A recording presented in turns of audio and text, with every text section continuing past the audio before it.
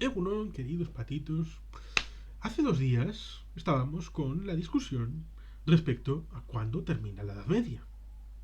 Pero lo mismo que hacemos el corolario respecto a cuándo termina la Edad Media y con la idea de que se habla también de alta Edad Media y baja Edad Media y la idea de que puede haber más parteaguas porque se centraban en la idea de que es que la Edad Media no puede terminar en 1453 o en 1492. No, tiene que ser en el momento en el que Lutero clama las tesis de Wittenberg en la catedral, iglesia o farándula donde lo hizo, porque a fin de cuentas lo religioso no va conmigo, pero es que ¿dónde está Calvino?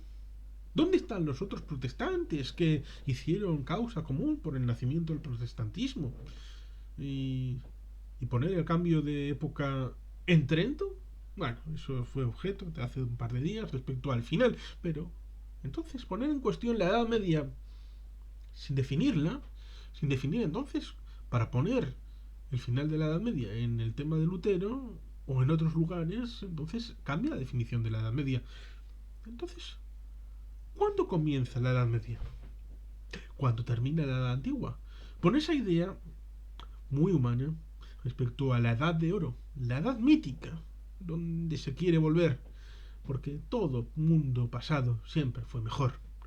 Se tiene a pensar a nivel personal y por eso la nostalgia de la infancia viene a vincular y empastar ciertas formas beatíficas del régimen político en el que uno nació, aunque este pueda haber desaparecido, y por eso hay nostálgicos de la URSS que dicen que la URSS era maravillosa porque están empastando su infancia con el sistema político y sus recuerdos siempre serán embellecidos por el paso del tiempo. Lo mismo se tiene que ver con la situación del pasado como colectivo. La Arcadia feliz a veces nunca existió. Nunca hubo un momento de grandeza, o en algún momento sí, y puede haber degeneración, pero no significa que esto sea sistemático y siempre sea peor.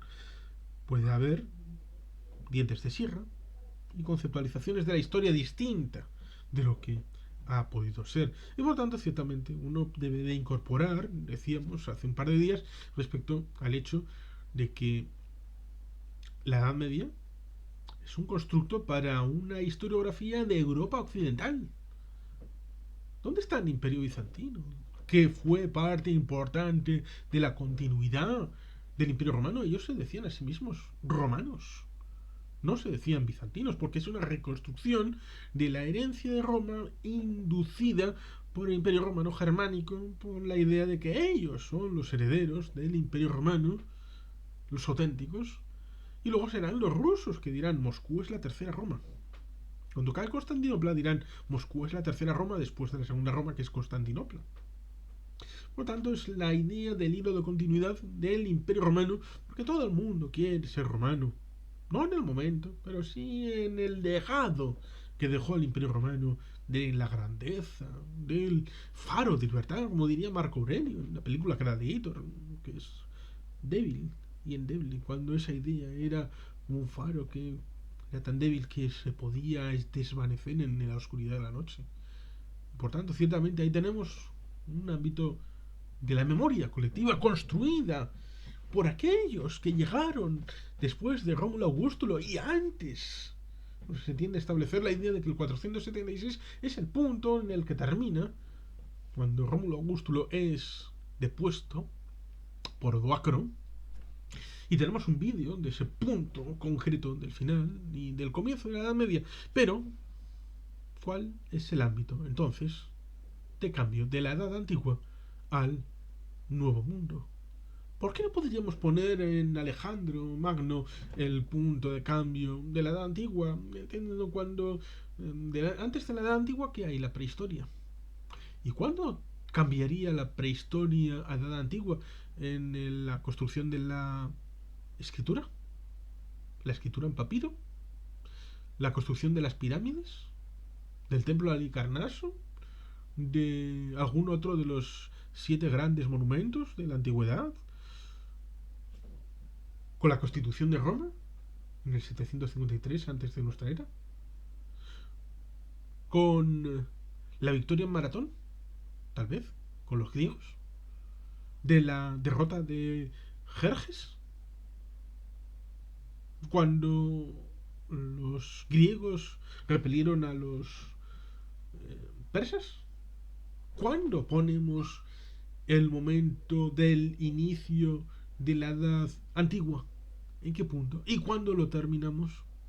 Con la destrucción del imperio de Alejandro y la desmembración y la generación, por ejemplo, en Egipto del periodo tolemaico, con la destrucción del periodo tolemaico con Cleopatra séptima Filopator y la destrucción de ese gran imperio y su incorporación a través de Julio César al Imperio Romano.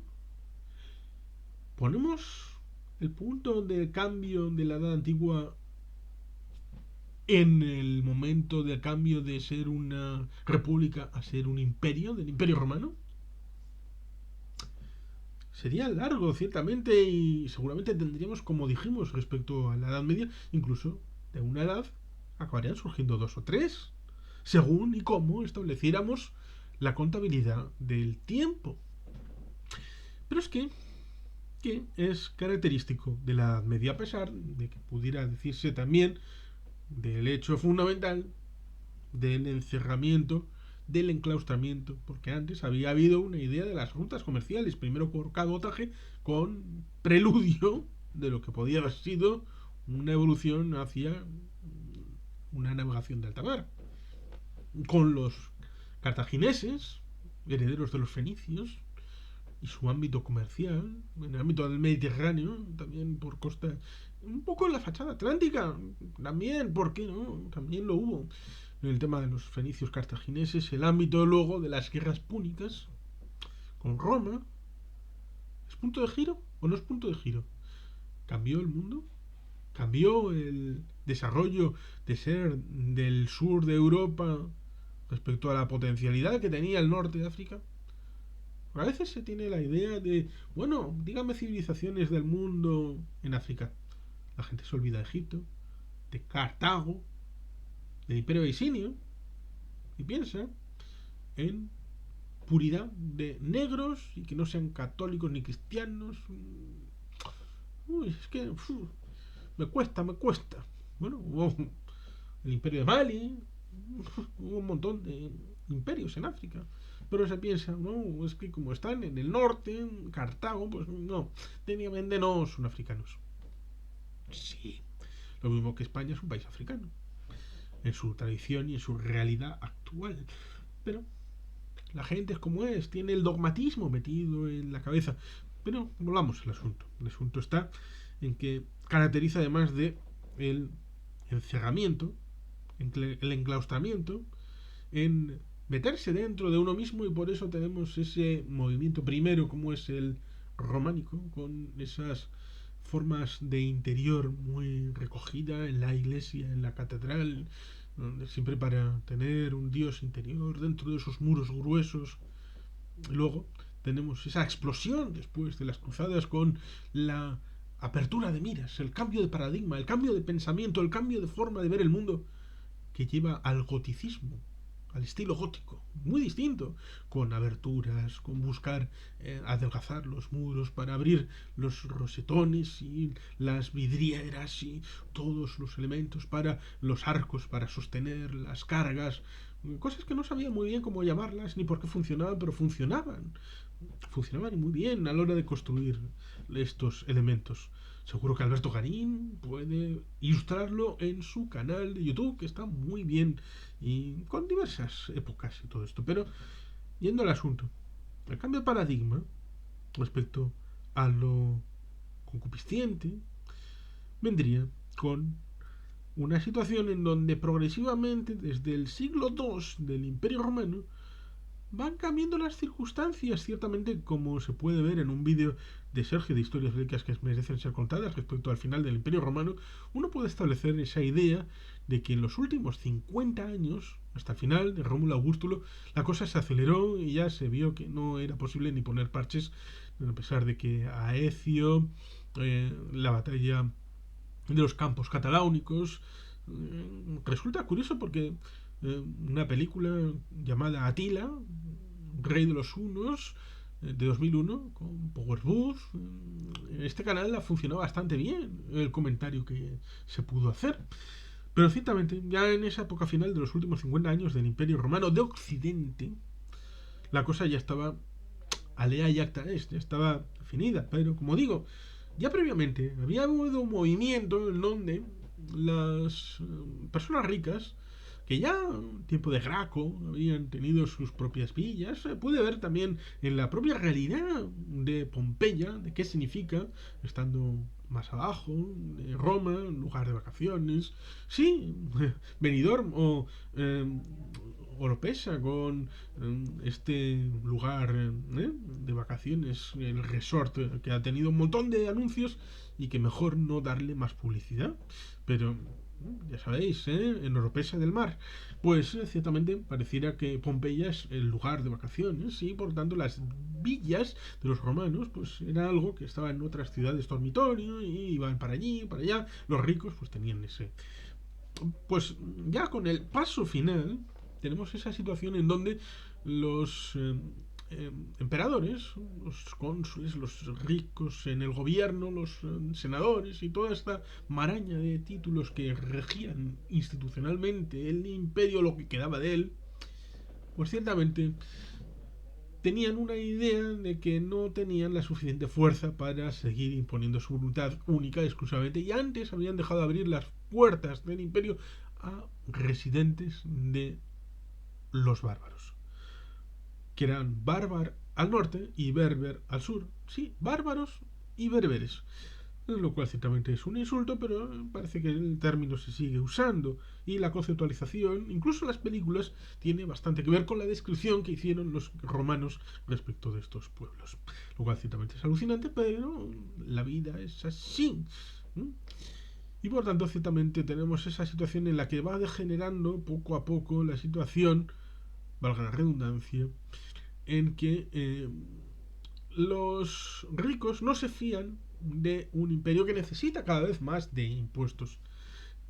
Como uno puede ver en algún vídeo de Alberto Pleguezuelos respecto a la moneda en la edad antigua, la aleación de oro y de metales preciosos en las monedas, porque no solamente había monedas de oro, pero fundamentalmente la buena era la de oro, que cuando mordías, si estaba blandita, era que era buena, pero iban mezclándolas con cosas que no valían tanto y por lo tanto una forma de devaluar la moneda era hacer modificaciones en la composición de esas monedas, con lo cual ciertamente, a pesar de que formalmente la moneda podía seguir siendo la misma en tamaño y apariencia, eso significaba que el valor de esa moneda era menor. Pues a través de mecanismos como ese se va degenerando la situación económica y la situación de necesidad para el suministro de lo básico que emanaba del presupuesto público del imperio, sobre todo en defensa, pues era necesario para seguir pagando a los mercenarios que eran cada vez en mayor número, porque se les pagaba por defender al imperio, porque ya estaban dentro del mismo y no se les definía como ciudadanos romanos, pero podían servir al imperio y por tanto se dan estas situaciones mixtas, pero al patricio les agravan a impuestos, les sangraban a impuestos. Y por tanto ciertamente ahí tenemos una situación en la que a veces, progresivamente, y como se ve, por ejemplo, en la película de Atila, el rey de los hunos, había partes de la alta dirección del imperio que llegaban a acuerdos por detrás con los invasores o potenciales invasores, como también había pasado respecto a la división del imperio oriental, donde desde Constantinopla les pagaban directamente a los hunos para, bueno, venga, aquí no os ha pasado nada, no tenéis nada que mirar, venga, iros para Occidente, aquí no venís a sacar. Y por tanto, bueno, este me paga, el otro no, voy para allá, saqueo un poquito por allá, y luego, si tengo tiempo, pues ya vendré para acá para saquear a Bizancio. todavía no se llamaba Bizancio, y Bizancio creo que es un invento como la idea de la reconquista hecha sobre todo en el nacionalismo español del siglo XIX. ¿Que los hechos sucedieron? Sí, pero luego la interpretación global en forma de reconquista es algo completamente distinto. Lo mismo que el nombre de Bizancio para obviar la forma de enlace entre el imperio globalmente considerado y la herencia en el imperio oriental, y no la línea directa entre el imperio occidental y el imperio sacro germánico. Y por tanto, ciertamente las cosas no son inocentes. Hay una intencionalidad. Lo mismo que el ámbito que decía respecto a los patricios. Los patricios habían ido retrayendo su situación, habían abandonado las ciudades. Por eso resulta sorprendente y alucinante que no haya una explicación razonable al abandono de ciudades mayas en el ámbito del actual Yucatán, en el ámbito mesoamericano, cosa que sucedió.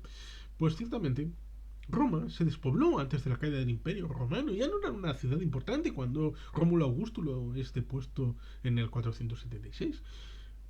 Otras como Rávena, Milán, eran mucho más importantes. Lo cual ciertamente lleva a esa idea de la deconstrucción del imperio, sobre todo el imperio occidental, y llevar a lo que es importante. A esas villas han sido fortificadas, tienen ejércitos privados, que se los pagan los patricios, por lo tanto piensan darle dinero al emperador para algo que ya estoy haciendo yo por mi cuenta. No, no, no. Mejor llego a un acuerdo directamente con mi asaltante para que no me asalte a mí. Porque yo no me fío, porque estaría pagando doble o triple. Y resulta interesante porque este juego de la forma de drenaje, que es algo que únicamente se dio en la Alta Edad Media, pero es que la Edad Media entonces penetraría en el final de la Edad Antigua. Esa deconstrucción del Estado, deconstrucción de las ciudades, construcción de villas fortificadas, el tema de los castillos, es algo que está en el final de la Edad Antigua. Está en el final del Imperio Romano Occidental. Y por tanto, no podríamos establecer una línea fija más allá del apunte respecto a 476 Rómulo Augusto, pero es arbitrario, porque es el final formal, es simplemente hacer de notario de... Oh, deja de existir, pero seguían siendo romanos. Seguían apelando a Roma como elemento civilizatorio, a pesar de que estos pueblos invasores podían tener mejores armas, mejor metalurgia, pero reconocían que Roma era un legado cultural de 1000 años, como se decían a sí mismos, que tenía construcciones, arquitectura, que tenía ingeniería, que tenía calzadas, que tenía mucho de legado, y ellos querían ser romanos. Después del fin formal del Imperio Romano de Occidente, durante mucho tiempo, en la legitimidad buscada, buscarán encaje en Roma. Ese será el reconocimiento de que ellos tenían legitimidad para ser donde eran y lo que estaban haciendo. Por lo tanto, ciertamente, ¿en qué punto se puede establecer el inicio de la Edad Media cuando digo que en la Edad Antigua ya hay rasgos de lo que luego comúnmente hemos dicho que es Edad Media, Alta Edad Media? El tema del feudalismo, el tema del señor feudal, el tema del de la protección, del vasallaje. Ya está iniciado antes. Y el legado de Roma trasciende el 476 y penetra en la Alta Edad Media. Hasta el punto de que la Iglesia trata de reconstruir un poco, en parte, el Imperio Romano con órdenes como la del Cister, Cluny, los monasterios, Red, a través de la Iglesia Católica, que luego chocará con las investiduras, con los germanos precisamente, el derecho de sucesión germano, el tema de los hijos legítimos, ilegítimos, pero ciertamente esta parte del asunto Si quieren poner el foco en una forma arbitraria, irracional, respecto a cuándo empieza una nueva edad después de la Edad Media, en la parte final, también hay que afinar el inicio y poner en cuestión también, porque si se quiere arbitrariamente poner el cambio de las bases de la Edad Media al final, pues habrá que hacerlo también al principio. Y hay razones, no solamente por el hecho sencillo de decir dónde termina la Edad Antigua en América, cuando llega Colón, cuando llegan los españoles, porque igual la Edad de Oro es en el siglo XII en algunas civilizaciones, o en el siglo XIII, o en el siglo XIV, siendo un equivalente de civilizaciones del periodo antiguo, del comienzo de la era nuestra, del siglo II, siglo III, o siglo II o III de nuestra antigua era antes de Cristo, en América. ¿Y en África? ¿Podemos hablar de una globalidad, de cambio de era y con la clasificación que tenemos en Occidente respecto a la Europa occidental de edad antigua y edad media? ¿Y en Asia con los chinos? Por lo tanto, si no podemos universalizar la categoría de edad media y edad antigua, entonces cualquier cambio únicamente vinculado con el ámbito occidental, como es el ámbito de poner el final de la Edad Media con Lutero y las tesis clavadas en la puerta de la iglesia, entonces también hay que valorar cuándo realmente termina la Edad Antigua y cuándo empieza la Edad Media. Y como digo, es un asunto peliagudo. Por eso es más razonable pensar que, salvo que haya una razón de fondo bien estructurada, bien elaborada, en donde se diga claramente por qué hay que cambiar los paradigmas y haya una explicación que incluya lo anterior y que amplíe la explicación del pasado con más explicación, no podemos sino mantener el hecho de que, nos guste más o menos, la Edad Media empieza en 476 con la caída de Rómulo Augustulo por Odoacro y termina en el 1453 o 1492 con el cambio de paradigma que supone el interregno entre el final de la ruta de la seda con la toma de Constantinopla por los otomanos y la apertura de la ruta americana y de la conexión de dos mundos, del nuevo y el viejo y el nuevo, con la ampliación del sistema mundo, con la incorporación de nuevo de América a la globalidad de la humanidad. Por tanto, ciertamente, si se quiere cuestionar el modelo anterior, debe ser utilizando el método científico, cosa que creo que los que proponen ese cambio respecto a lo de Lutero ni de globo lo tienen incorporado. Y por tanto, queridos patitos, aquí los dejamos. Es tu turno para valorarlo. Sin más, es que ricasco, agur bat, Betty Gelpean.